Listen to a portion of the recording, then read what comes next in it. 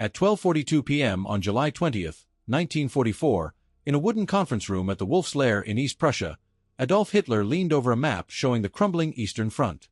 24 officers crowded around the massive oak table, discussing the Soviet advance. Nobody noticed the leather briefcase sitting under the table, just 6 feet from where Hitler stood.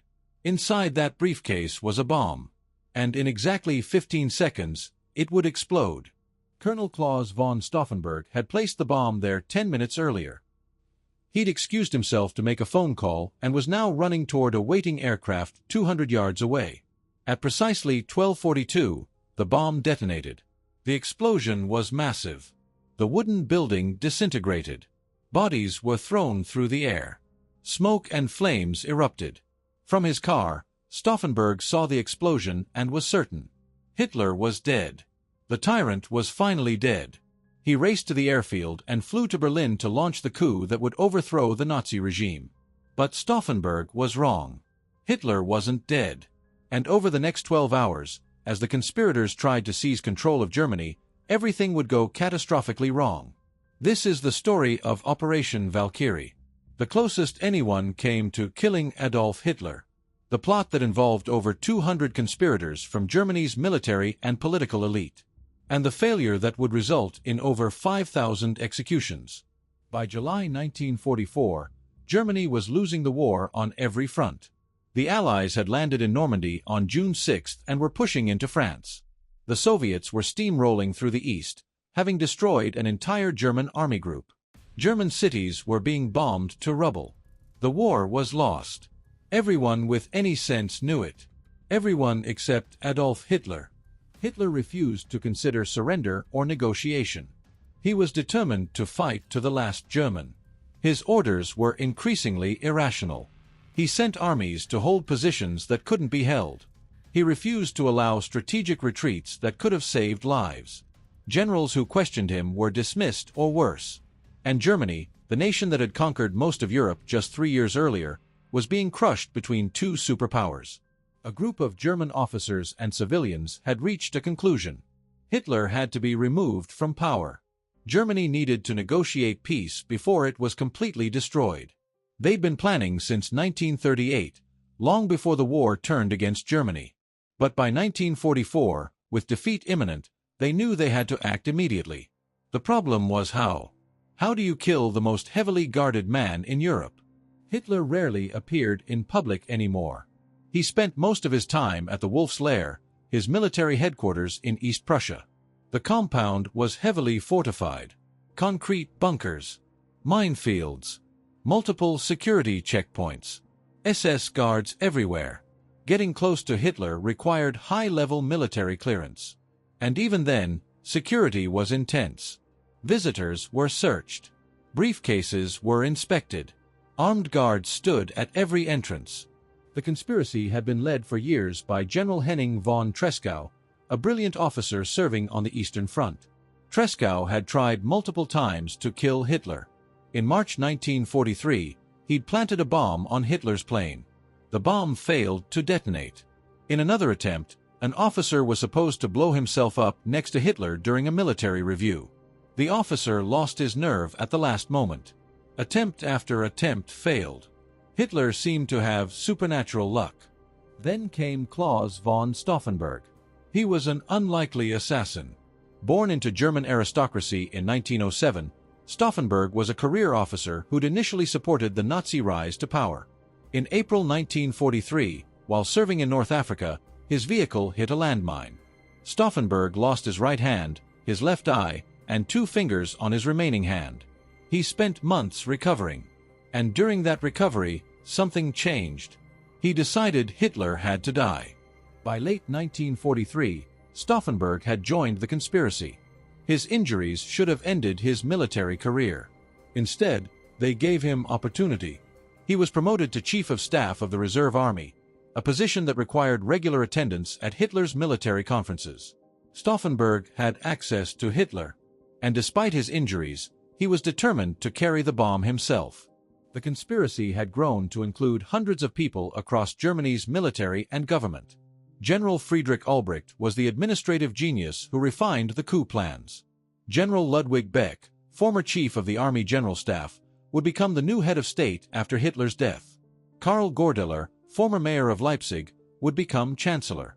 They had support from field marshals, generals, colonels, government officials, police chiefs, and civilians across Germany. The coup plan was called Operation Valkyrie. Ironically, it was based on Hitler's own contingency plan for dealing with internal unrest. The original Valkyrie was designed to mobilize the reserve army if slave laborers rebelled or if Allied bombing caused civil disorder. The conspirators had modified it. Once Hitler was dead, they'd activate Valkyrie, claiming the SS had attempted a coup and killed the Führer. The reserve army would seize control of Berlin, arrest Nazi leadership, and negotiate peace with the Allies. Everything depended on killing Hitler. Without his death, German soldiers wouldn't break their oath of loyalty to him. They'd sworn personal allegiance to Adolf Hitler, not to Germany. As long as Hitler lived, most soldiers would obey him. So the assassination had to succeed. Completely. Unquestionably. Hitler had to die. Stauffenberg had tried twice before July 20th. On July 11th, he'd attended a conference at Hitler's Berghof residence in Bavaria carrying a bomb. But Himmler and Göring weren't present. The conspirators wanted them all killed simultaneously. Stauffenberg didn't activate the bomb. On July 15th, he attended another conference at the Wolf's Lair. Again, Himmler wasn't there. Again, Stauffenberg held back. The other conspirators in Berlin, thinking the bomb would go off, had actually begun activating Valkyrie. When nothing happened, they had to frantically call it off, claiming it was a drill. By July 19th, the conspiracy was in danger. Too many people knew. Security services might discover them any day. The military situation was deteriorating hourly. They were running out of time. Stauffenberg was summoned to another conference on July 20th. This time, he wouldn't wait for Himmler and Göring. This time, he'd kill Hitler regardless. On the morning of July 20th, Stauffenberg and his aide Werner von Haeften flew from Berlin to Rassenburg. They carried 2 bombs. Each was a British-made plastic explosive captured from earlier Allied operations. The bombs were small enough to fit in a briefcase. Stauffenberg carried files and paperwork to make his briefcase look normal.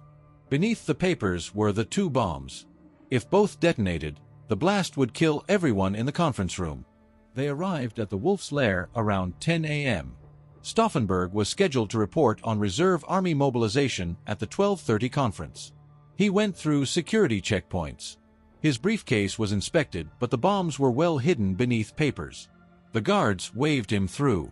He was, after all, a colonel with clearance. A decorated war hero. Missing an eye and a hand. Nobody suspected. Around noon, Stauffenberg was met by Field Marshal Wilhelm Keitel. The conference had been moved up to 12:30. Hitler had an appointment with Mussolini later. They needed to start early. And because of the summer heat, the location had been changed.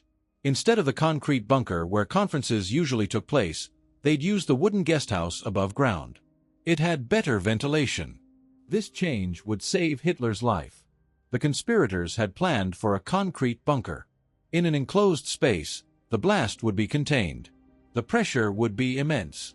The shockwave would kill everyone. But in a wooden building with windows, much of the blast force would escape. The explosion would still be deadly, just not necessarily fatal to everyone. At 12:30, Stauffenberg followed Keitel toward the conference room.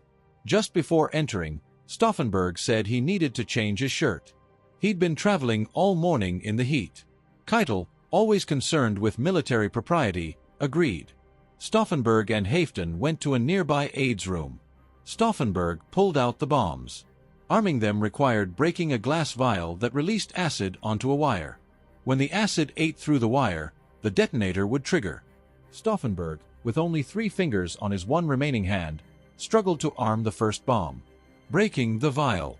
Setting the timer. It took longer than expected. A guard knocked urgently. The conference was starting. The field marshal was asking for the colonel. Stauffenberg and Haeften panicked. They'd only armed 1 bomb. No time for the second. Stauffenberg shoved the armed bomb into his briefcase. Haeften hid the second unarmed bomb. They rushed to the conference room. 24 officers crowded around the massive oak conference table. Hitler stood in the middle of the long side, leaning over maps. Stauffenberg entered and was positioned near Hitler, about 6 feet away. He placed his briefcase under the table close to where Hitler stood. Then he excused himself. He needed to make an urgent phone call to Berlin. He left the room at approximately 12:37. 5 minutes until detonation. What happened next was pure chance.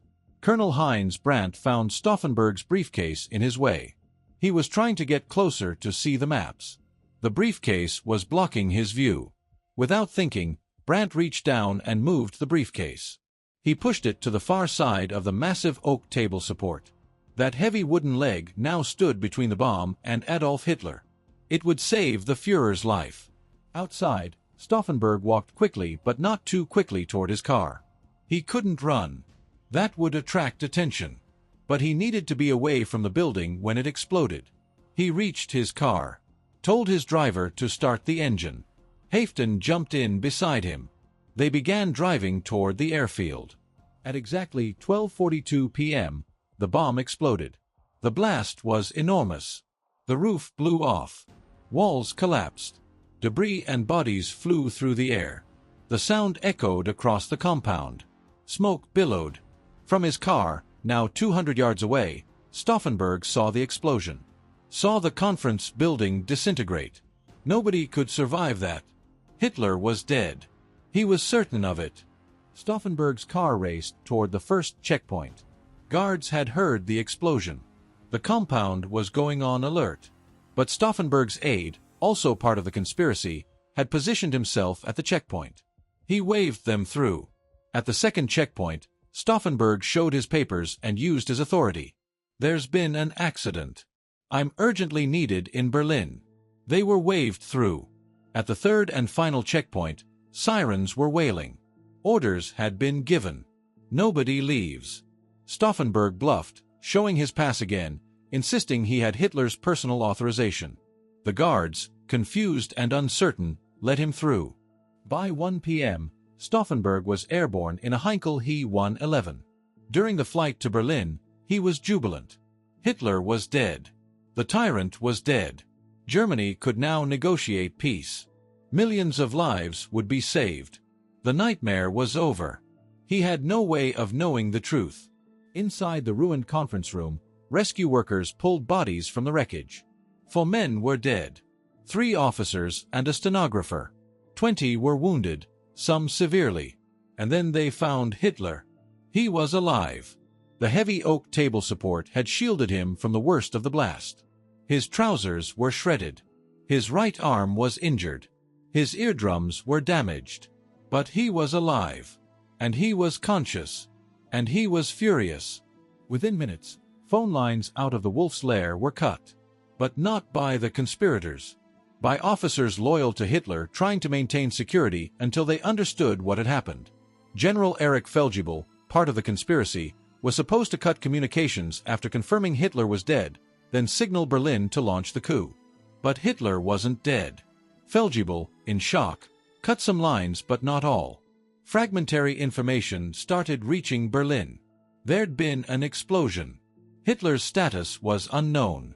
In Berlin, at the Bendler Block military headquarters, the conspirators waited for Stauffenberg's signal. Hours passed. Nothing.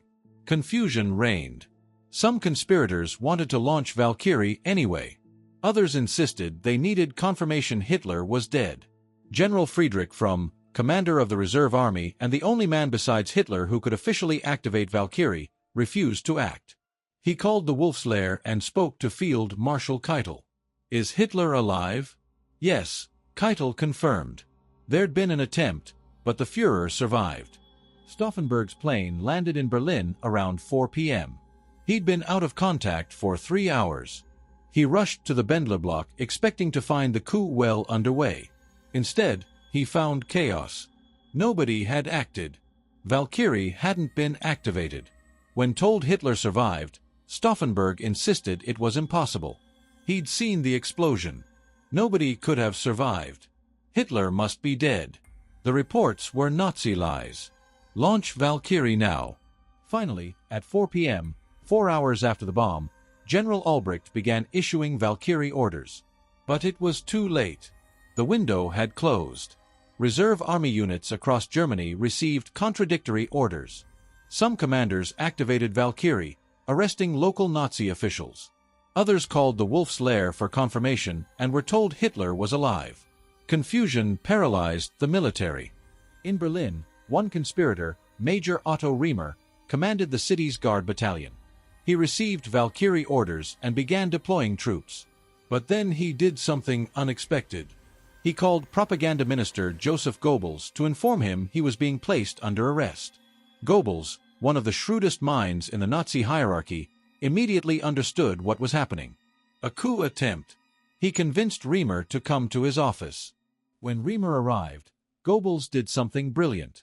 He called the Wolf's Lair and handed the phone to Riemer. A voice came on the line. Hitler's voice. Unmistakable.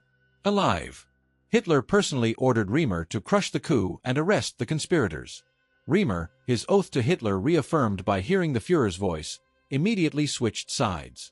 The Guard battalion, which should have secured the city for the conspirators, now hunted them. At the Bendler block, the conspirators realized it was over. Reports came in from across Germany. The coup had failed. Units weren't following Valkyrie orders. Hitler had spoken on the radio. Everyone knew he was alive. At 11 p.m., loyal officers stormed the Bendler block. A brief firefight broke out. Stauffenberg was shot in the shoulder. The conspirators surrendered. General Fromm, who'd refused to support the coup, now tried to prove his loyalty in the most brutal way possible. He immediately convened a court-martial. 5 conspirators were sentenced to death. Stauffenberg, Albrecht, Haeften, Colonel Albrecht Merz von Quernheim, General Ludwig Beck. Beck was allowed to shoot himself. He tried twice but only wounded himself. A sergeant finished him off. The other 4 were taken to the courtyard. At 12:30 a.m., just 12 hours after the bomb exploded, Claus von Stauffenberg, Friedrich Albrecht, Werner von Haeften, and Albrecht Merz von Quernheim were shot by firing squad in the Bendler block courtyard.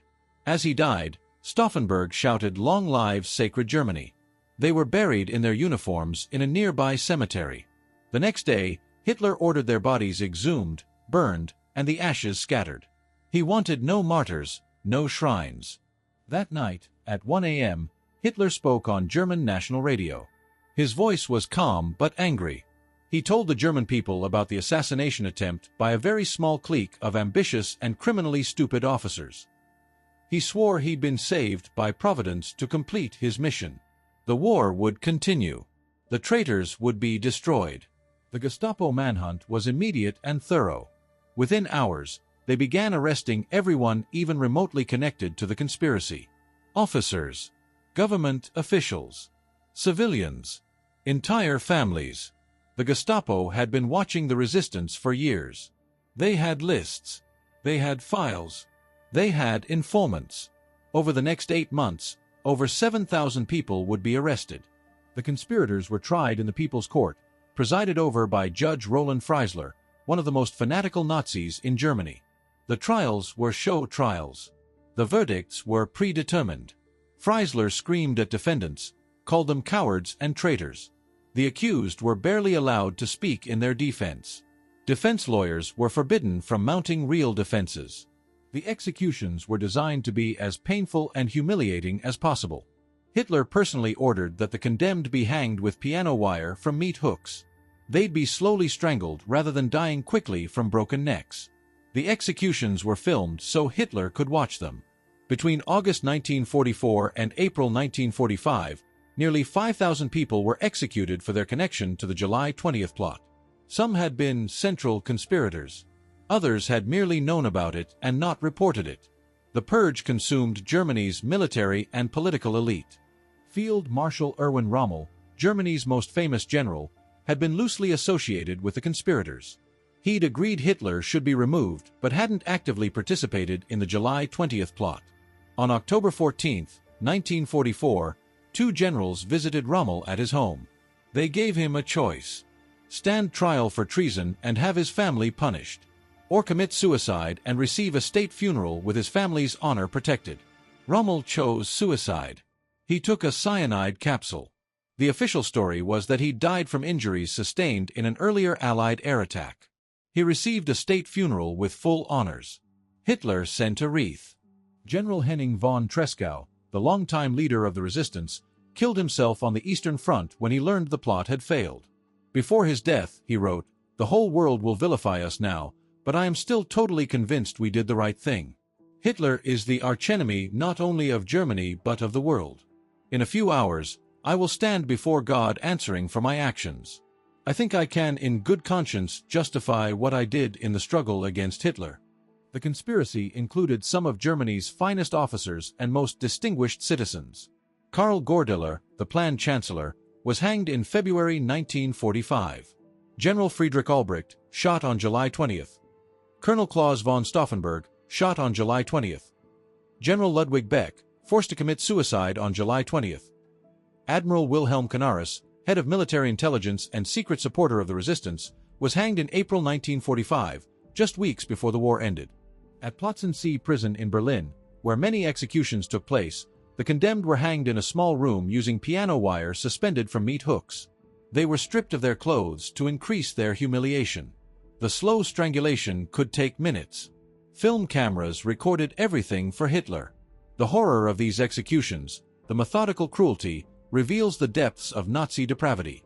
Hitler's paranoia reached new heights after July 20th. He trusted nobody.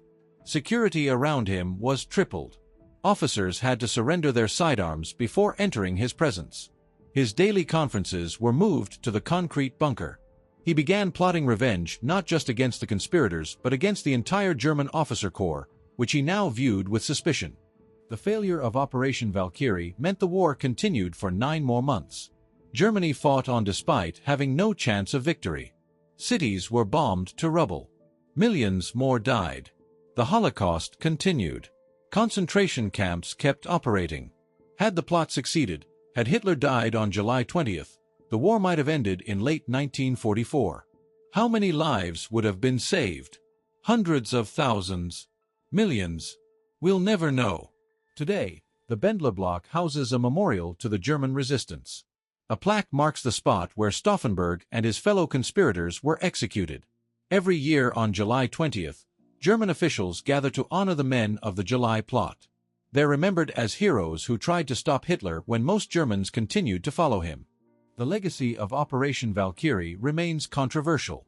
The conspirators waited until Germany was losing the war to act. Many had supported Hitler's earlier aggression. Some, like Stauffenberg, had initially embraced Nazi ideology. They weren't trying to save Jews or stop the Holocaust. They were trying to save Germany from total destruction. Their motivations were mixed. Patriotism, morality, self-preservation. But they acted. When most of Germany followed Hitler to the end, these men tried to stop him. The July 20th plot proved that not all Germans supported Hitler. That resistance existed even in the heart of the Nazi state. That Germans were willing to risk everything to try to kill the tyrant. They failed. Hitler survived because of luck, bad timing, and a heavy oak table leg. But they tried. And 5,000 paid with their lives for trying. Hitler would survive another 9 months after July 20th. He'd retreat to his bunker in Berlin as Soviet forces closed in. On April 30th, 1945, with the Red Army just blocks away, Hitler finally died. But not from an assassination. He shot himself. The man who'd survived over 40 assassination attempts, including Stauffenberg's bomb, ultimately took his own life. Germany surrendered a week later. The war was over. Operation Valkyrie failed. The bomb that should have killed Hitler didn't. The coup that should have ended the war collapsed in confusion. But the memory survives. The memory of Germans who said no, who refused to follow orders, who tried to kill the monster leading their nation to ruin. Claus von Stauffenberg and his fellow conspirators died as traitors to the Nazi state. History remembers them as heroes who tried.